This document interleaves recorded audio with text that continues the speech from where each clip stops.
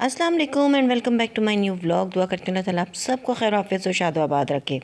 आज का जो व्लॉग है ना वो मैं अपने पूरे दिन की एक्टिविटी जो मैं मेरा एक बहुत प्रोडक्टिव डे रहता है। वो नॉर्मली सैटरडेज़ होते हैं ज़्यादातर, तो सैटरडे को काफ़ी काम होता है और क्योंकि घर में बच्चे भी होते हैं तो सब मिलाकर हम लोग बहुत सफाई फैर वग़ैरह और डीप क्लीनिंग और जो भी दूसरे काम करने होते हैं वो उस दिन कर लेते हैं।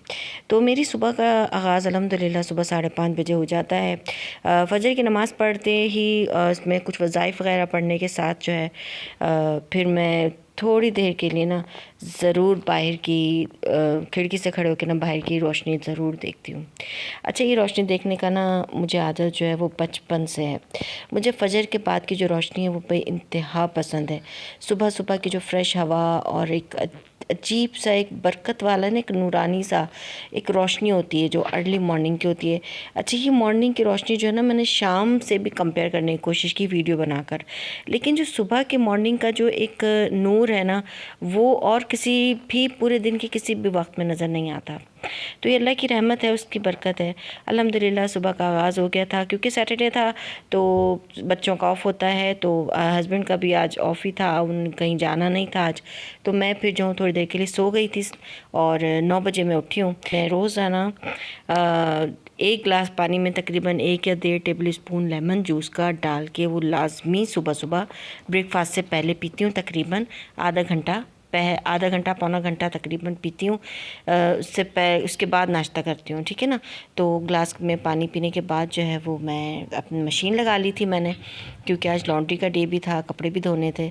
तो वैसे ही यहाँ पे गर्मियाँ बहुत शदीद शुरू हो गई हैं, तो अब मेरी कोशिश यही है कि मैं बिल्कुल अर्ली मॉर्निंग में ना कपड़ों वाला काम कर लूँ, यानी जितने भी मेहनत के काम है वो या तो सुबह सुबह कर लूँ या फिर असर के बाद। तो ये जो दोपहर का वक्त है ना घर बहुत ज़्यादा गर्म हो जाता है और एसी में तो फिर आप ये कि इधर उधर हिल जुल नहीं सकते और ज़्यादा भाग दौड़ काम नहीं हो सकते। कभी बार बार दरवाज़े खुलते हैं तो फिर वो मज़ा नहीं आता, एसी की कूलिंग ख़राब हो जाती है फिर। तो इसीलिए एसी तो बंदा लगाए उस वक्त जब आराम से सुकून से बैठना हो या रेस्ट करना हो या सोना हो, तो चलो एसी लगा के बंदा बैठ जाए। घर के काम जो है वो एसी के साथ मुश्किल ही होते हैं। या तो सेंट्रल एसी होते हैं, बहुत से अपार्टमेंट जो है सेंट्रल एसी भी हैं यहाँ पर, जो कि ओवरऑल मतलब एक जैसा उनकी कूलिंग रहती है, पूरे पूरे अपार्टमेंट का टेम्परेचर एक जैसा रहता है। तो फिर ये कि उसमें मुश्किल नहीं होती, बार बार दरवाजे खुलें बंद हों उससे कोई इशू नहीं होता। बहरहाल नाश्ता बन रहा था यहाँ पर, चाय मैंने रख दी थी, इसके अंदर मैंने डाला इलायची का पाउडर और साथ में मैंने पत्ती वगैरह डाल दी थी और दूध डाल के जो इसमें मैं बॉयल देने लगी थी। और अब दूसरी तरफ जो है मैं वो ऑमलेट बना रही थी, सादा सिंपल सा ऑमलेट बनाया था। छोटा बेटा अभी उठा था तो वो भी उसने भी कहा मम्मा मैं भी आपके साथ नाश्ता कर लूँगा। तो वैसे मैं अपने हस्बैंड के लिए बना रही थी अभी मैं और अपने लिए, उनके लिए। तो फिर बच्चा भी उठ गया तो बड़ा वाला अभी थोड़ा सो रहा था, तो वो फिर थोड़ी देर में उठा तो उसको मैंने फिर बाद में नाश्ता बना कर दिया।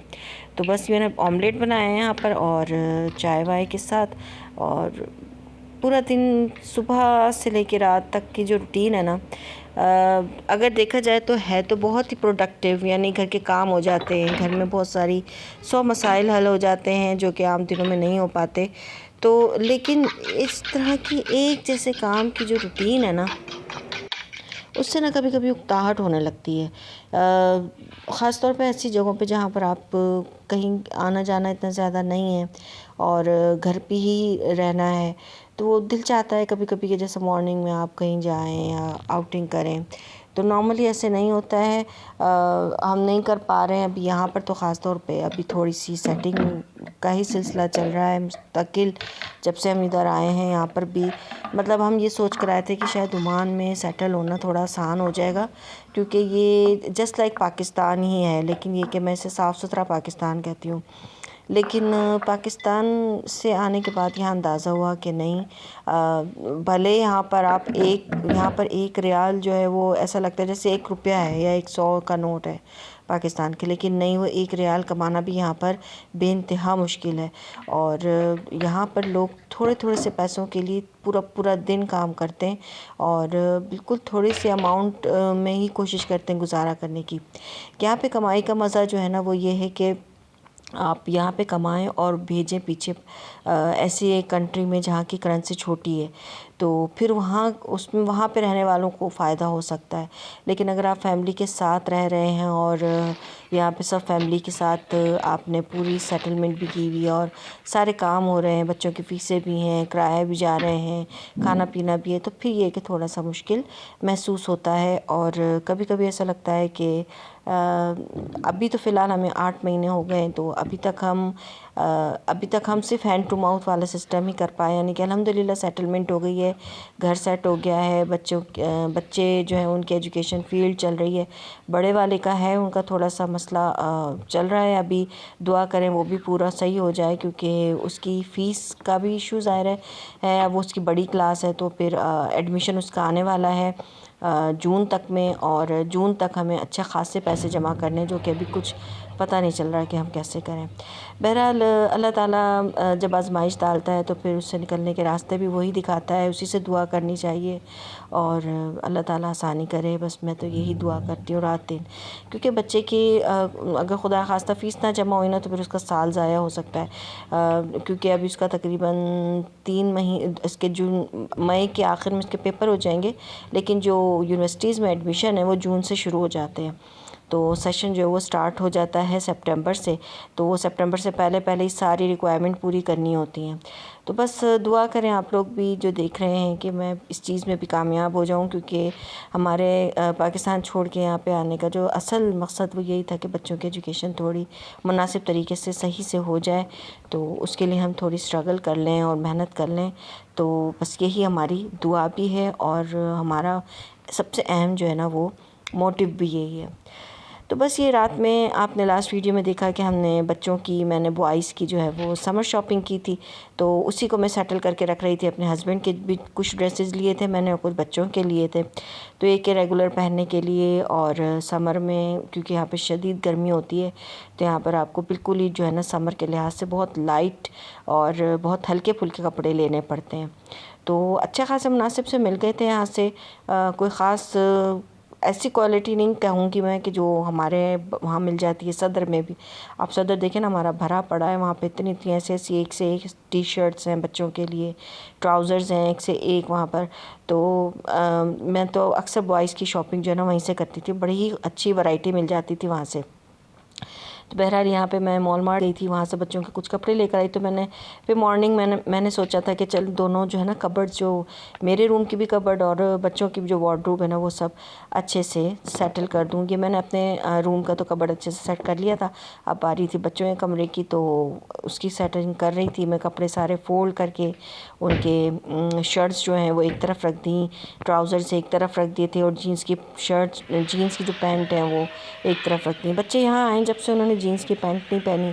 एक तो कहीं आना जाना भी ख़ास नहीं हुआ, बच्चा स्कूल जाता है, स्कूल के बाद अगर एकेडमी जाना हो तो एकेडमी के उसके अलग से ट्राउज़र्स और उसकी ड्रेसेस हैं, उसके यूनिफॉर्म्स हैं एकेडमी के, तो उसको ख़ास एक बस ट्राउज़र पहन के और शर्ट्स पहन के घर पे ही रहना होता है। और या हम लोग कभी कहीं चले जाते हैं आउटिंग पे, तो वो उनको जैसे ना वो जीन्स की पैंट पहनना भूल ही गया है यहाँ पर आके। तो मैं भी वही अभी इनके बाबा को बता रही थी कितनी ज़्यादा जीन्स की पैंट्स पड़ी हुई हैं, लेकिन ये लोग नहीं पहन रहे हैं। तो फिर मेरे हस्बैंड ने कहा कोई बात नहीं, पहन लेंगे, मौका इंशाल्लाह आगे कोई तो वक्त के साथ साथ ज़ाहिर चीज़ें सेटल हो ही जाती हैं। तो बस इनकी कबर्ड भी अच्छे से सेट हो गई थी। बहुत टाइम लगा था, मैंने तो वीडियो में बहुत छोटे छोटे से क्लिप आपके लिए जो है वो रिकॉर्ड किए, अदरवाइज़ मुझे इनकी कबर्ड को सेटल करने में बहुत टाइम लगा था। जो कुछ पुराने हो गए थे कपड़े और थोड़े से ख़राब हो गए थे, वो मैंने इनको अलग निकाल के शॉपर में डाल दिया। तो यहाँ पे ना बड़े अच्छे अच्छे बॉक्सेस लगे हुए हैं, वहाँ पर अगर आप कोई ऐसे ड्रेसेस जो आप नहीं पहनना चाह रहे हैं, उनको डिस्कार्ड कर रहे हैं, तो आप उनको शॉपर में भर के उसमें डाल दें। तो बहुत से ज़रूरतमंद लोग जो है ना यहाँ पर मौजूद हैं, तो वो यहाँ पर आकर उसमें से लेकर बॉक्स में से तो अपनी ज़रूरत पूरी कर लेते हैं। तो हमारी वैक्यूम क्लीनिंग में पता नहीं क्या फंस गया था उसके, तो वो उस दोनों बेटे जो उसके साथ लगे हुए थे, मैंने कहा आप लगे रहो। तो मैं यहाँ पर अपने कपड़े जो हैं वो ड्राई हो गए थे, वो मैंने इसमें ड्राई होने के लिए हैंग कर दिए थे। फिर बड़ा बेटा जो है उसने ही मुझे ख़ुद कहा था कि मम्मा मैं जो वैक्यूम कर लेता हूँ, आप बाकी काम कर लें, क्योंकि सैटरडे को ना मैं काफ़ी कोशिश करके ना सारे काम ही फैला लेती हूँ। सब घर पे होते ना तो थोड़ा थोड़ा ये कि हर कोई हाथ लगा लेता है। तो छोटा जो है ना उसने सारी क्लीनिंग वगैरह की थी, सेटिंग की थी सारी बेडशीट्स वगैरह सही किए थे और बड़े वाले ने सारे वैक्यूम किया था, तो मैंने फिर मॉपिंग कर ली थी साथ मिलकर, और साथ साथ में कपड़े धो रही थी। किचन मेरा अल्हम्दुलिल्लाह, जो आपने लास्ट वीडियो में मैंने आपको बताया था कि मैंने अपने किचन की बहुत डीप क्लीनिंग की हुई है ऑलरेडी। ईद के बाद रोज़ तमाम रोज़े की, पूरे महीने की, रोज़ों के महीने की जो है वो डीप क्लीनिंग नहीं हुई थी, और 1 महीने बाद तकरीबन मैंने रोज़ों से पहले जो डीप क्लीनिंग की थी, उसके बाद फिर मैंने ईद के बाद फिर डीप क्लीनिंग की पूरी किचन की। तो वो भी मैं रिकॉर्ड नहीं कर सकी क्योंकि मैंने आपको बताया था मैं बहुत ज़्यादा थक गई थी और बहुत ज़्यादा काम था। फैल जाता है जब काम, तो फिर कुछ होश नहीं रहता और दिल चाहता बस जल्दी जल्दी से काम ख़त्म हो। तो बस फिर मैंने हिम्मत करके अपने दिन की रूटीन की ये वीडियोस बनाई। अच्छा, मेरा छोटू जो है ना वो बना रहा था, मैंने उससे कहा था कि आप जो है ना थोड़ा सा लेमनेड बना लें, तो उसमें टैंक का जूस डालकर थोड़ा सा और टैंक डालकर तो लेमनेड बना रहा था। तो मैंने फिर मॉपिंग स्टार्ट कर दी थी, और पूरे घर की मॉपिंग करने के साथ साथ जो मेरे कपड़े भी ऑलमोस्ट हो गए थे। कपड़े अल्लाह का शुक्र इतने ज़्यादा नहीं होते हैं यहाँ पर। बच्चे 10 तरह के तो कपड़े होते हैं उनके, कोई वो एकेडमी के हैं, तो कोई स्कूल के यूनिफॉर्म का है, तो कोई किसी चीज़ का है, कोई रात के पहनने का है। तो समझ लें कि जो दिन में पहनने वाले कपड़े होते हैं वो थोड़े दिन 2-4 घंटे ही पहनते हैं, तो इसलिए 2 दिन 3 दिन निकल जाते हैं, 1-2 दिन बाद बदलते हैं। इस तरह से हर वक्त कपड़े ही बदल रहे होते हैं, कभी कोई पहन रहे होते हैं, कभी कोई पहन रहे होते हैं। तो फिर भी जो ज़्यादा गंदे हो जाते हैं फिर मैं उनको एक साइड पे जमा कर देती हूँ, और फिर मैं उनको सैटरडे में धो लेती हूँ। और जो थोड़े ज़्यादा हैवी ड्रेसेस होते हैं उनको मैं यहाँ सामने हमारे लॉन्ड्री की शॉप है वहाँ पे भेज देती हूँ। तो कपड़े तो धुल गए थे और जल्दी से थोड़े थे कपड़े इस दफ़ा बहुत, तो काफ़ी तकरीबन इतना टाइम नहीं लगा, 2-2.5 घंटे ही लगे थे। तो मैंने साथ साथ दूसरे काम भी हो गए थे, और अब मैं मशीन वॉश करके रख रही थी, क्योंकि आपको पता है मशीन जो है ना वो लाजमी आप लोग धो के रखा करें, भले आपकी ऑटोमेटिक है या इस तरह की स्पिनर के साथ है, तो क्योंकि ना स्मेल हो जाती है, और जब आप नेक्स्ट टाइम मशीन लगाते हैं तो फिर कपड़ों में वो स्मेल आ जाती है। तो ज़रूर उसको धो के और ड्राई करके अच्छे से साफ़ करके इसको मशीन को अपने रखा करें।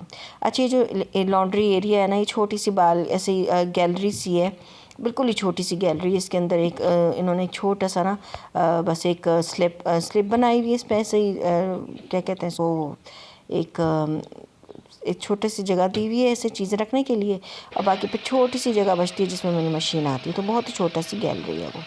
तो बस अब किचन भी साफ़ कर रही थी, मेरी अंदर की नीचे की कैबिनेट जो है वो उसमें भी थोड़ा बहुत कचरा कभी गिर जाता है ऐसे। जो सिंक के नीचे की कैबिनेट है वो थोड़े से लूज़ हो रहे हैं, बार बार उनको टाइट करके बंद करना पड़ता है।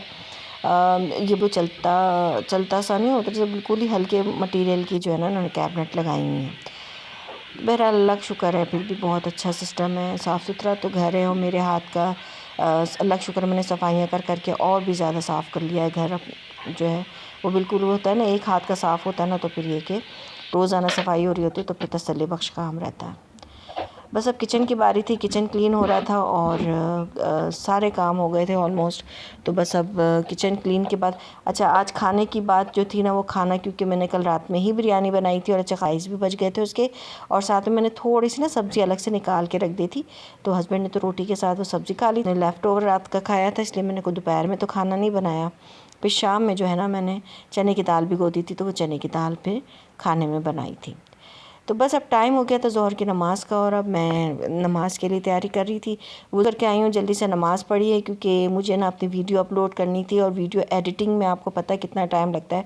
तो मुझे आज बिल्कुल भी सुबह से टाइम नहीं मिला था। तो बस अब ये ज़ोहर के बाद जो है ना मैं बैठी हूँ तकरीबन असर की नमाज़ तक, बल्कि असर की नमाज़ के बाद भी मेरी एडिटिंग चलती रही है, और मगरिब की नमाज़ से पहले पहले मेरी वीडियो जो है वो पूरी एडिट हुई और उसको मैंने अपलोड किया। तो ये काम भी एक अच्छा खासा मेहनत तलब होता है, मुस्तकिल एक ही जगह पे बैठे रहना पड़ता है 3-4 घंटे। और मैं तो इधर से उधर हिलती जुलती रहती हूँ, कोई नमाज़ बीच में आ जाती है या कोई बच्चा कुछ चीज़ मांग लेता है या हस्बैंड कुछ कह देते हैं, तो फिर मैं उठ के जाती हूँ। तो बस फिर वो खाना भी गर्म करके दिया, थोड़ा देर से ही खाया था क्योंकि नाश्ता देर से किया था आज। तो फिर राइस वगैरह गर्म किए, थोड़े से बच्चों ने बचा दिए थे राइस, मैंने खा लिए। बड़े मज़े की बिरयानी बनी थी, बड़ा ही डिफरेंट टेस्ट था क्योंकि घर के मसाले की थी। बस ये खाने पीने के साथ ही जो है ना ये असर की नमाज़ का टाइम हो गया था। यहाँ पर असर जो है ना 3:35 पे हो जाती है अज़ान। तो बस मैंने कहा कि मेरा वुज़ू तो है, जल्दी से नमाज़ पढ़ लेती हूँ मैं। फिर ज़ोहर की नमाज़ तो ऐसे ही 2:30 बजे मैंने पढ़ी थी, काफ़ी लेट हो गई थी। तो इसी के साथ जो है नमाज़ पढ़ने के साथ मैंने चने की दाल भिगो दी थी, और चने की दाल भिगो के इसको मैंने उबाल लिया था। अब मैं शाम हो गई थी, शाम के टाइम पे ना मैं जब मगरिब की नमाज़ पढ़ लेती हूँ ना मैं, फिर उसके बाद नॉर्मली मैं चाय पीती हूँ। तो मैंने फिर अपने लिए चाय बनाई। मैं वीडियो अपलोड करने के बाद ऐसे मैं रिलैक्स होती हूँ ना कि सारे दिन का जितना काम करती हूँ उससे मुझे थकन नहीं होती इतनी, जितना मुझे वीडियो एडिट करने और उसे अपलोड करने से थकन होती है। तो वीडियो अपलोड करने के बाद ना बड़ा ही मुझे रिलैक्सेशन फील, और मैं रिलैक्स करके चाय पीती हूँ और मज़े से अपना टी टाइम करती हूँ। तो ऐसे मैंने डाइजेस्टिव बिस्किट का पैकेट ला के रखा हुआ है, एक एक बिस्किट खाती रहती हूँ। बच्चे तो खाते नहीं हैं, ये बिल्कुल ही फीके बिस्किट हैं, तो वो अपने मर्ज़ी की चीज़ जो भी उनको खानी होती है वो फिर ले आते हैं। तो बस टी बैग की चाय बनाई मज़ेदार सी, इसके अंदर डाला दूध, और जाके आराम से अपना पसंदीदा टीवी शो देखा। और क्योंकि वीडियो बनाने के बाद जो है ना, जो मुझे सुकून और तसल्ली मिलती है ना, वो मैं फिर चाय पी के उसको सेलिब्रेट करती हूँ। तो बस जी, ये था पूरे दिन की एक्टिविटी। अच्छा, इस खाना रात का जो बना ना, चने की दाल मैंने जो बनाई, ये नहीं कि मैं चाय वाय पीने के बाद बिल्कुल फ़ारिग हो गई, बिल्कुल भी नहीं। रात की एक्टिविटी अभी बाकी थी जो कि मैंने रिकॉर्ड नहीं की, लेकिन मैं आपको ओरली बता देती हूँ कि रात को पहले मैं खाना बनाया, रोटियाँ बनाई, सारे बर्तन धोए, किचन साफ़ किया, और किचन साफ़ करने के बाद हम वॉक पर गए। वॉक करने के बाद जो है फिर मैं आकर अपने बेड पर लेटी हूँ और फिर मैं सोई हूँ। तो मुझे उम्मीद है आज की एक्टिविटी और आज के दिन की सारे दिन की रूटीन जो मैं हमारी यूजली मेरी रहती है, आपको पसंद आई होगी। अपना ख्याल रखें। मैं इस चैनल का भी। अल्लाह हाफ़िज़।